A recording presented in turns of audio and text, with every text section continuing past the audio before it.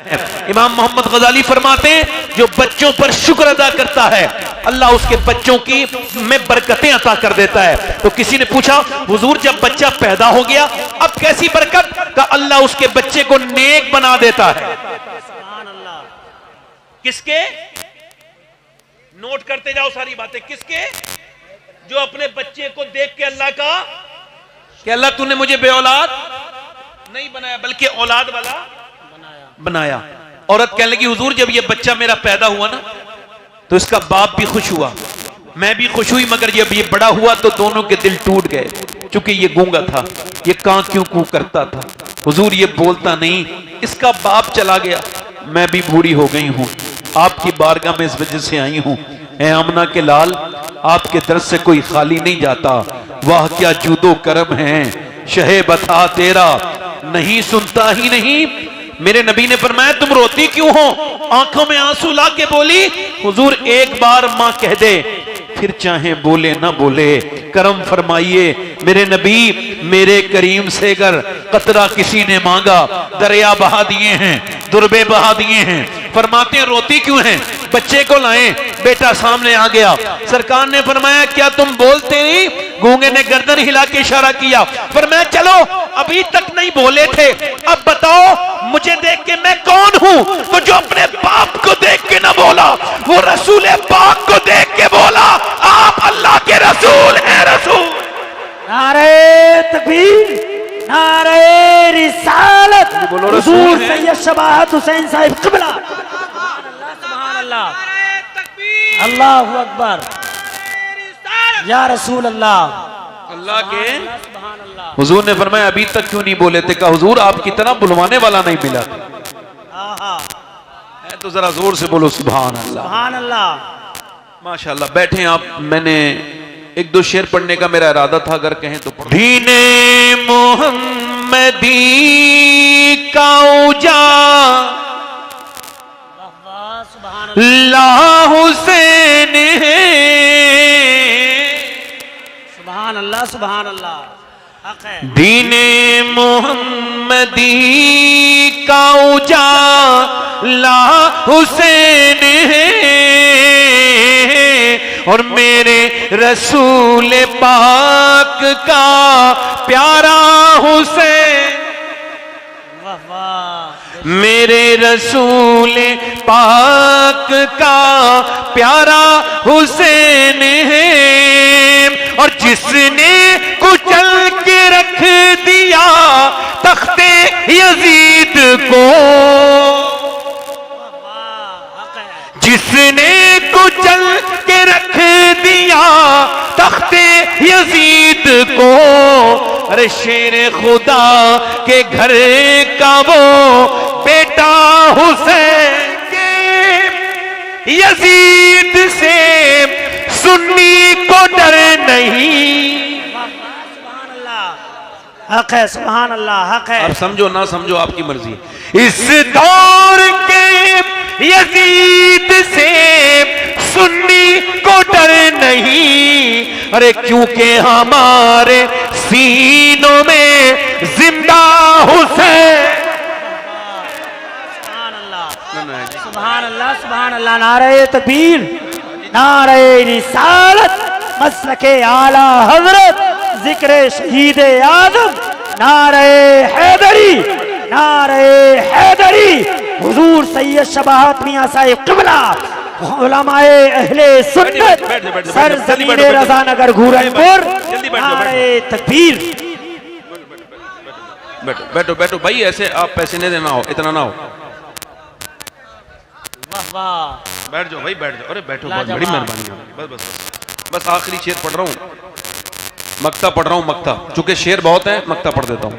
दिल लगा के बोले सुभान अल्लाह। दोस्तों, मैंने लखनऊ के पीजीआई अस्पताल में एक कैंसर के मरीज के साथ में गया था, तो मैंने देखा वहां गुटके वालों को वो पहले स्प्रे लगा रहे थे, इतनी बदबू थी, कीड़े गिर रहे थे, कीड़े, बीबी रो रही थी, बच्चे रो रहे थे। बच्चे 8 साल के कैंसर का पेशेंट अपने बच्चों को चुपटा के रो रहा था, हाय काश मैंने गुटखा ना खाया होता, अपने बच्चों के लिए अपनी मां के लिए, अपने बच्चों के लिए, अपनी बहनों के लिए इस गुटके जैसी खबीस आदत से अपनी जहन को हटाओ। ये खराब आदत है। तुम्हारे नबी ने तो तुमको ये हुक्म दिया है कि मेरे नबी पाक ने, सरकार दो आलम ने तुम्हें मुंह साफ करने का हुक्म दिया। और मेरे नबी की सुन्नत क्या है कि हुजूर की सुन्नत यह है कि 3 मरतबा आप कुल्ली करें।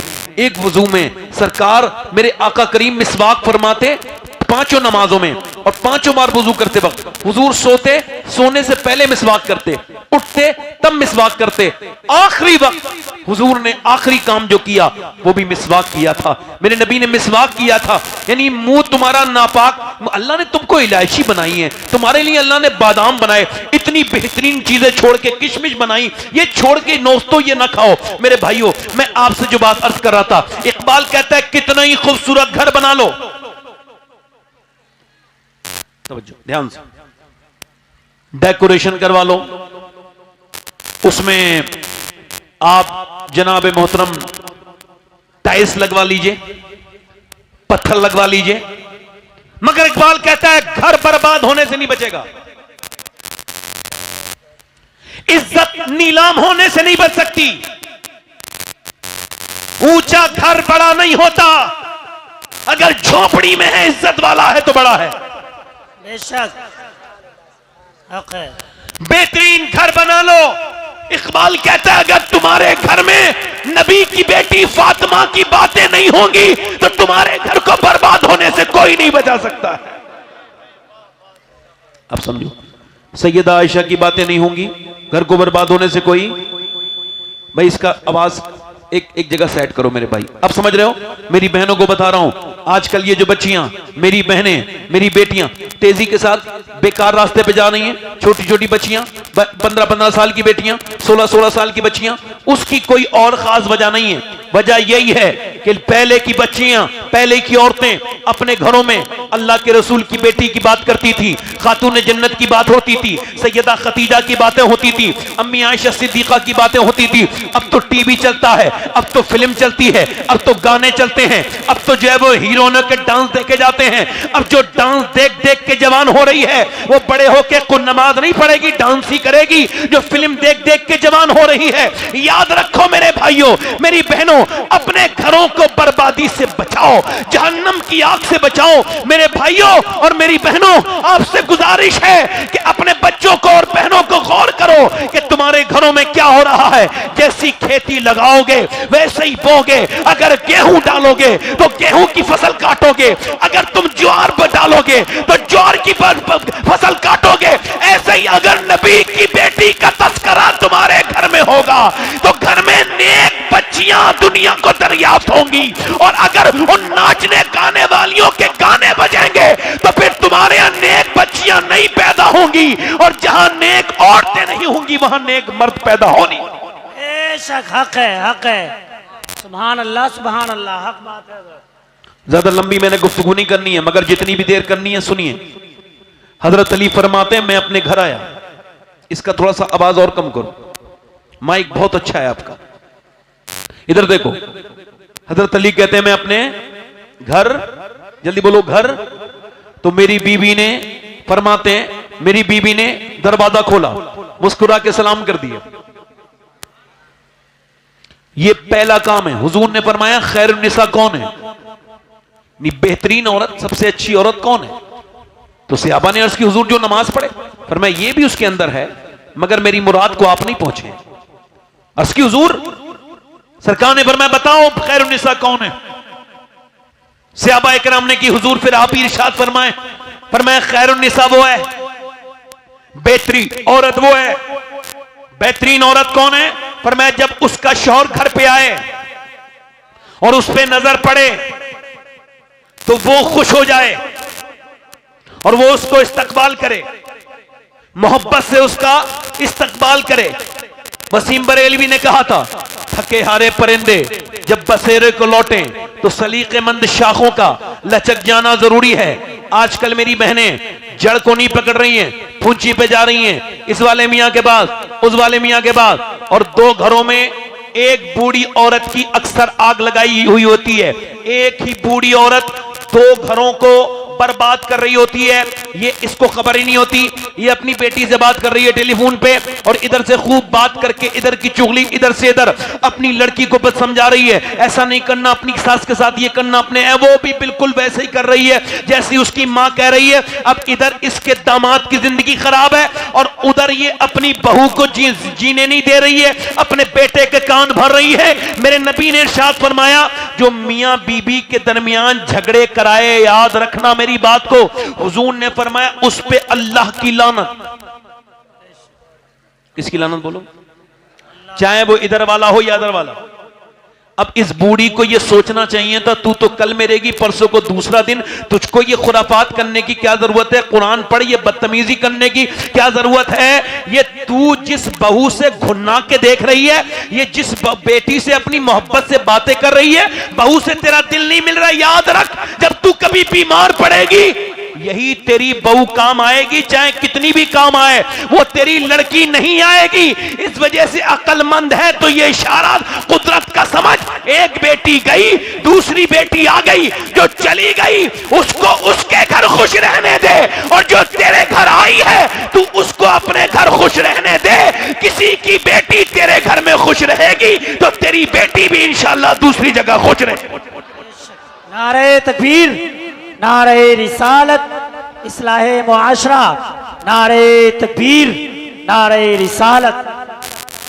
अब वो औरतें क्या कर रही हैं? इधर देखो, मेरी बहनें क्या कर रही हैं, मेरी बेटियां क्या कर रही हैं? अपने आदमी को तो वो सच के नहीं दिखाती, जब आएगा वही बगैर धुलावा मुंह और वही बेकार से कपड़े, और जब गैर मर्द के सामने जाएगी, वैसे एक जुमला यहां पे मैं जरा खास तौर से मेरे इस जुमले पे ध्यान दीजिएगा, बिल्कुल नई बात कह रहा हूं जो मेरे दिमाग में भी अभी आई है। मैं आपको बता रहा हूं, कोई भी पहले जमाने में, और अब फिर बता रहा हूं आपको, कि शरीफ औरतें गैर मर्दों के सामने सच के नहीं जाती हैं। नहीं समझे? अपनी गैरतों को जगाओ। कहां गई गैरतें हमारी? आज हम शादी ब्याहों में सजा सवार के लेके जा रहे हैं बेटियों को, अपनी बीबियों को। पहले ये काम दूसरे लोग करते थे, जिन्हें फरोख्त करनी होती थी अपनी औरत, वो गैर मर्दों को दिखाते थे। आज मेरी बहनें, मेरी बेटियां अपने आदमी के लिए तो नहीं सज रही है। अच्छा, अपने आदमी को ना सच के दिखा रही, ना बात कर रही उससे।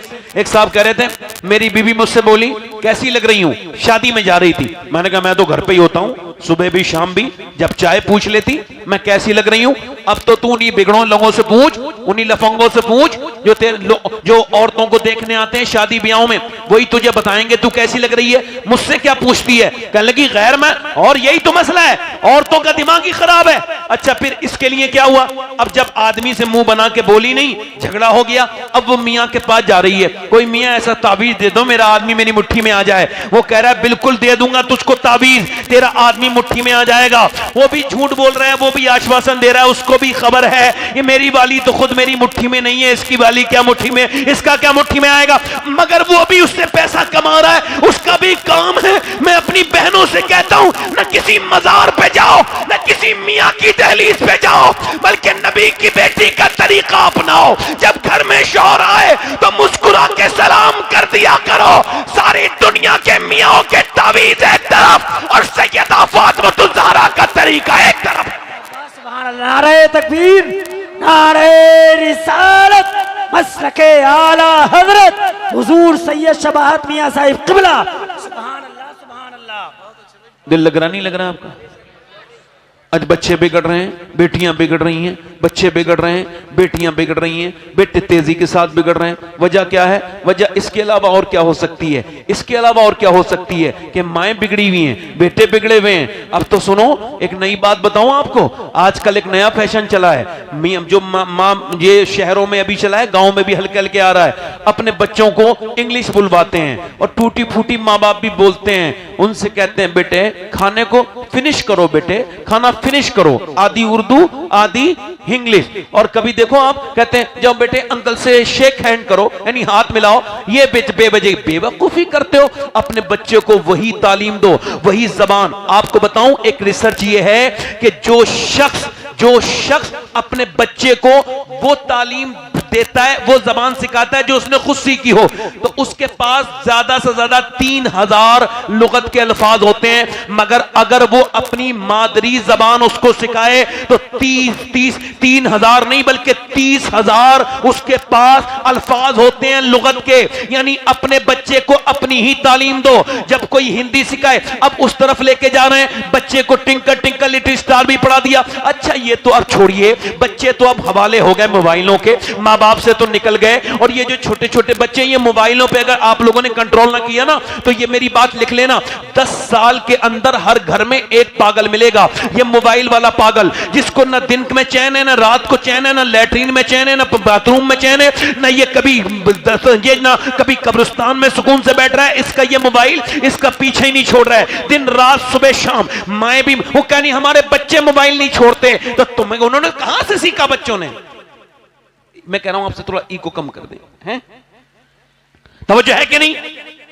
ज्यादा देर मैंने गुफ्तगू नहीं करनी है, ध्यान से सुनो।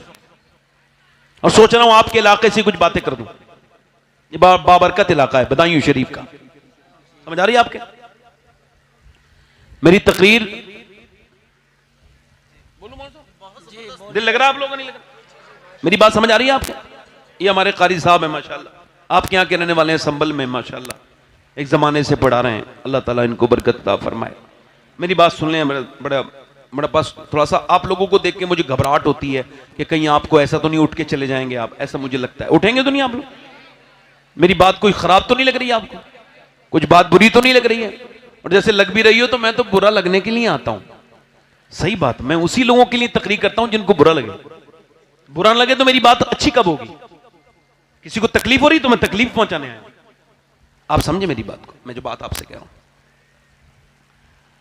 अब मामलात ये हैं कि ये जो बच्चे आप देख रहे हैं, बाथरूम में गया मोबाइल, 5 घंटे से ज्यादा जो मर्द या औरत मोबाइल देख रहा है, ये नॉर्मल नहीं है, मरीज है। इसको इलाज की जरूरत है, बाकायदा तौर से इसका इलाज। बल्कि यूरोप में, विदेशों में अब ऐसे अस्पताल अलग खुले हैं जहां सिर्फ मोबाइल के मरीजों का इलाज हो रहा है। मोबाइल यानी ये मोबाइल का मर्ज है, ये 2-2 घंटे, ये आप देखेंगे रात में सब सो जाते हैं। नौजवान लड़के आपके बैठे हुए चौराहे पे मोबाइल चला रहे हैं, उसमें उंगली कर रहे हैं, वो पागल है, उनके मच्छर काट रहे हैं, उनको कुछ खबर ही नहीं। बात ये बीमारी बढ़ गई, इसको बचाइए, अपने छोटे छोटे बच्चों को इससे बचाइए। बच्चा जब रोता है और मां जब उसको मोबाइल देती है, तो अभी कैम्ब्रिज यूनिवर्सिटी की ये रिपोर्ट गूगल पे जाके कोई भी पढ़ ले, उन्होंने कहा कि ये जो औरतें अपने बच्चे के रोते वक्त मोबाइल देती हैं, ये मोबाइल नहीं दे रही हैं, ड्रग्स दे रही हैं, जहर दे रही हैं। इनके बच्चे बर्बादी की तरफ जा रहे हैं। आपको बताऊं कैसे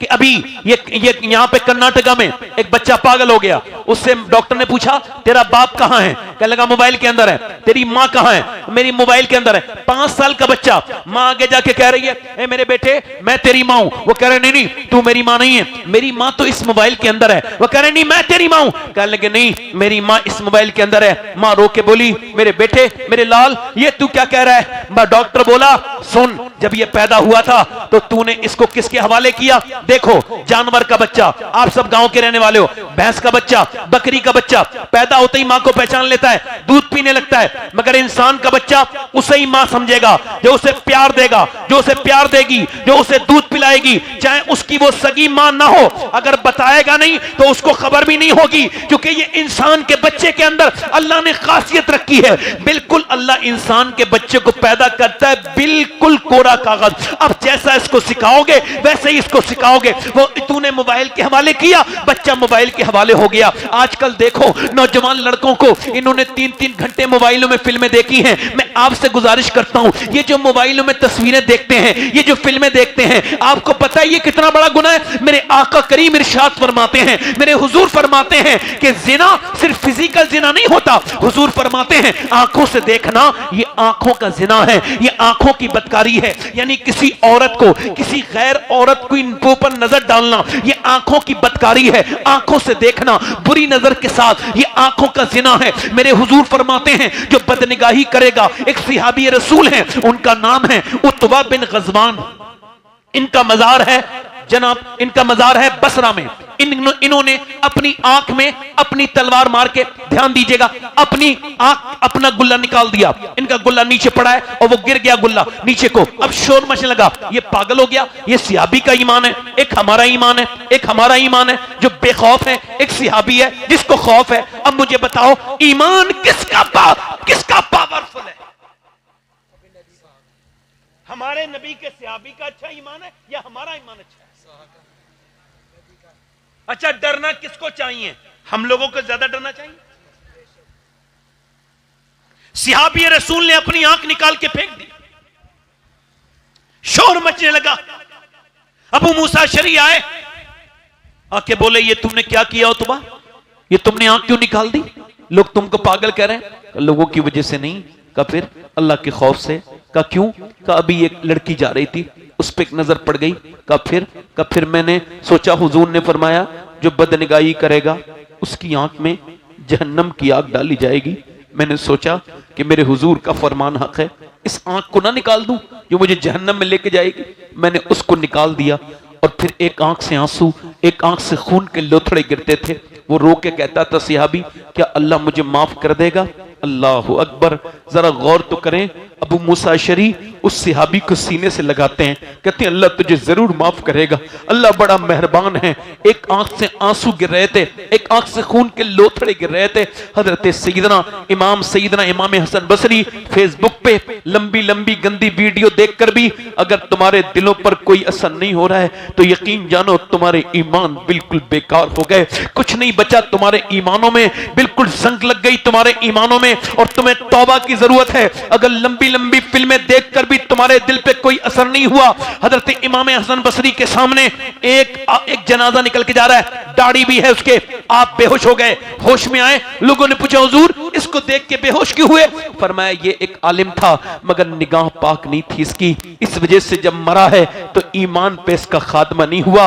एक नसरानी औरत की मोहब्बत में नसरानी होके मरा है। ऐ लोगों अपनी निगाहों को पाक करो। मेरे दोस्तों, मेरे भाइयों, आज नहीं तो कल, नहीं तो परसों, परसों नहीं तो नरसों, एक दिन तो मरना है। नौजवानों में आपसे भी कहता हूं, ये तुम्हारी आंखें नहीं, तुम्हारी आंखें नहीं है, ये तो अल्लाह की अमानत है।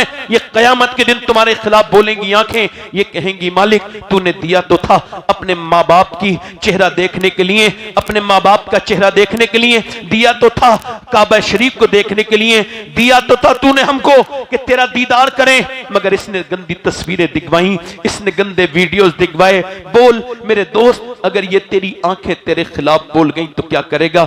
जो जिस हाल में मरेगा उसी हाल में उठाया जाएगा। जो गंदी तस्वीरें देख के अगर मर गया, कब्र में गया और जैसी कब्र में गया हुजूर का दीदार की हसरत थी कि या अल्लाह मैंने जीते नहीं देखा, कब्र में जाऊंगा तो हुजूर को देखूंगा। आज जब कब्र के अंदर गया फरिश्ते ने कहा नजर ऊपर न उठाना, तू तो गंदी तस्वीरें देख करके आ रहा है, तेरी तो आंखें गंदी हैं। ओ मेरे दोस्त, मेरे भाई, मैं तुझसे कहता हूं तेरा हिसाब असल में मुझको भी देना है कयामत के दिन और तुझे खुद भी देना है। मैं तुझसे पूछता हूं, ये बता ये तेरी आंखें किसी लायक बची? मेरा इमाम आला हजरत फरमाते नेक वो है जो तन्हाई में नेक हो, जिसकी तन्हाइयां नेक हो वो बंदा नेक है। कब्र में तुझको जाना है, अब तू अपनी तन्हाइयों को कब तक पाक नहीं करेगा, कब तक गंदा रखेगा? नौजवान, तूने अपनी वीडियो देख देख के आंखें गंदी कर ली, तू कहीं का ना बचा। मैं तुझसे कहता हूं, ऐ मेरी बहन, मैं तुझसे कहता हूं, कभी औरतें होती थी नेक तो उनके बच्चे कितने नेक हुआ करते थे। सुनो, बदायूं से हिजरत करके एक औरत दिल्ली चली जाती है और दिल्ली की सरजमीन पे एक 10 बाई 15 के कमरे में वो औरत रो रही है। उसकी मिट्टी की दुकान, मिट्टी की उसकी दीवारें हैं, रात का वक्त है, तहज्जुद में वो सैयदजादी रो रही है। अगर कोई सैयद है तो दो उसके अंदर सीन लाजिम व मंजूम होंगे, एक तो सखावत वाला सीन, एक सजदे वाला सीन। और वो सखावत, वो सजदे वाला सीन यानी नमाज पढ़ रही है और सजदे में रो रही है। उसका बच्चा उठा है, 7 साल की उम्र है, अपनी माँ के करीब गया, कहने लगा अम्मी आप क्यों रोती हैं? माँ अपने बेटे को देख के उठ गई और सलाम फेरने के बाद बोली मेरे बेटे, मेरे लाडले, मेरी अभी बात हुई कि मेरे हाथ पे अभी एक छिपकली चढ़ गई। काफिर का मैंने छिपकली तो हटा दी, फिर याद आया कुछ दिनों के बाद कब्र में जाऊंगी और कब्र के अंदर जब कीड़े आते हैं, अभी परसों मैंने एक वीडियो देखा कि कब्र के अंदर से मुर्दे का वो कब्र बिज्जू जो होता है एक जानवर, वो अंदर से किसी की खोपड़ी निकाल के ला रहा था, कब्रिस्तान में से किसी का हाथ काट के ला रहा था। मेरे नबी पाक फरमाते हैं जब कब्र में रखा जाता है, जब रखने के बाद जब लोग लौटते हैं तो वो कहता है कहां जा रहे हो मेरे दोस्तों, मेरे बेटों, कहां जा रहे हो, पूरी जिंदगी तुम्हारे लिए कमाता रहा, थोड़ी देर तो रुक जाओ मगर नहीं रुकता कोई। और जब वो कहता है कहां जा रहे हो मेरे भाइयों, मेरे दोस्तों, रुको, कोई नहीं रुकता। औरत कहती कहां जा रहे हो मेरे बेटों, कहां जा रहे हो मेरे रिश्तेदारों, कोई नहीं रुकता, कोई किसी के लिए रुकता। मेरे आका फरमाते हैं कि कब्र इतनी अंधेरी है, मेरी नजर में सबसे खतरनाक जगह कब्र है। ये जो तकरीर कर रहा है एक दिन इसको भी मौत आ जाएगी, और जो सुन रहे हैं ये सब भी मर जाएंगे, कोई नहीं बचेगा, किसी की को मौत नहीं छोड़ेगी, न अमीर को छोड़े, न गरीब को छोड़े, न जाहिल को छोड़े, न आलिम को छोड़े, न मुत्तकी को उसको तकवे की वजह से छोड़े, न आलिम को इसके इल्म की वजह से छोड़े, न किसी नसब वाले को उसकी नसब की वजह से छोड़े, मौत सबको आकर के रहेगी। मेरे आका करीम इरशाद फरमाते हैं मेरी नजर में सबसे खतरनाक जगह कब्र है। अगर जानवरों को खबर हो जाए कि उनको मरना है तो तुम्हें मोटा जानवर खाने नहीं मिलेगा। ऐ मेरे भाइयों, ऐ मेरे दोस्तों, मैं आज से कहता हूं आखिर कब तक नहीं डरोगे अपने रब से। मालिक बिन दीनार कहते हैं मैं कब्रिस्तान में गया, मैंने जाकर के आवाज दी कब्र वालों क्या हाल है। एक कब्र से आवाज आई क्या पूछते हो, 8 दिन पहले मुझे दफन किया गया, मेरी नाक में और मुंह में मेरे कीड़े चल रहे हैं। वो औरत डर के बोली मेरे बेटे मुझे उसी कब्र से डर है, बस और कोई बात नहीं। तो बेटा बोला अम्मा आप तो बड़ी है, मैं तो छोटा हूं, मेरा क्या होगा। तो मैंने कहा बेटे सजदा कर। बेटा जब सजदे में गया तो अम्मा रो के बोली मालिक यहां तक लाना मेरा काम था, यहां से आगे कबूल कर लेना तेरा काम है। मैं एक बेवा औरत हूं, मेरा यतीम बच्चा है, इस बेटे को कबूल कर ले। मां फूट फूट के रोई। अपने बच्चों को मस्जिद में ले जाया करो, उन्हें नमाज पढ़वाया करो। मेरी बहनों तुम भी अपनी बेटियों को नमाज पढ़वाया करो। वो नमाज पढ़ते पढ़ते पढ़ते पढ़ते अल्लाहू अकबर, उस बेटे को आदत पड़ गई, वो तहज्जुद का नमाजी बन गया, रोज नमाज पढ़ता था तहज्जुद में। वो जवान हो गया, मां का विसाल हो गया, बेटे का रंग दिल्ली पे चढ़ा, बेटा भी दुनिया से चला गया। मगर 750 साल हो गए, उसके रंग का हाल यह है। 750 साल का अरसा गुजरा, बड़े बड़े बादशाहों, राजाओं, महाराजाओं की बीवियों की कब्रें तुमको निशान नहीं मिलेंगे। मुगलों की शहजादियों की कब्रें ढूंढोगे, दिल्ली में तुमको मिलेंगी नहीं। मगर जो रात को रोती थी उसका मजार 3 बीघा जमीन में बना हुआ है, उसका नाम सैयदा जुलेखा अलमारूफ माई साहिबा है। उसके मजार पे हर हफ्ते बुध के दिन मेला लगता है। करीम में उसके बेटे का मजार है। बादशाहों की कब्रें मिट गई, उसके बेटे के मजार पे रोज मेला लग रहा है। उसके बेटे का नाम निजामुद्दीन महबूब इलाही है। जब मां सजदा दिल्ली में करे तो बेटा दिल्ली को शरीफ बना दे। जब मां सजदा कलियर वाले की करे तो अलाउद्दीन साबिर कलियर को शरीफ बनाए। जब सजदा करे मोइनुद्दीन चिश्ती की मां ईरान में तो उसका बेटा अजमेर को शरीफ बनाए। और जब सजदा करे गीलान में अब्दुल कादिर जिलानी की मां तो उसका बेटा बगदाद को शरीफ, बगदाद शरीफ बनाए। और जब सजदा करे मदीने में फातिमतुज ज़हरा तो उसका बेटा करबला में पांव रखे और उसका शरीफ बना दे। नारे तकबीर, नारे रिसालत, मशक आला हजरत, मशक आला हजरत, ख्वाजा का हिंदुस्तान, खानदाने परकार, फैजाने बरेली, या हुसैन, या हुसैन, बीबी फातिमा का दामन, बीबी फातिमा का दामन, इस पर नारे तकबीर, हुजूर का दामन, पत्ती पत्ती फूल फूल, पत्ती पत्ती फूल फूल, नारे तकबीर। मैं अर्ज कर रहा था मेरे दोस्तों आज से नमाज में जाया करो। पहले अली नमाज में जाते हैं, फिर हुसैन सजदे में सर कटाते हैं। पहले फातिमा कुरान पढ़ती हैं, आज कुरान घरों से नहीं निकल गया। देखो आप, पहले की औरतें जैसा भी कुरान जानती थी पढ़ती जरूर थी। आज की कुरान तो पढ़ना सीख गई मगर तौफीक नहीं है।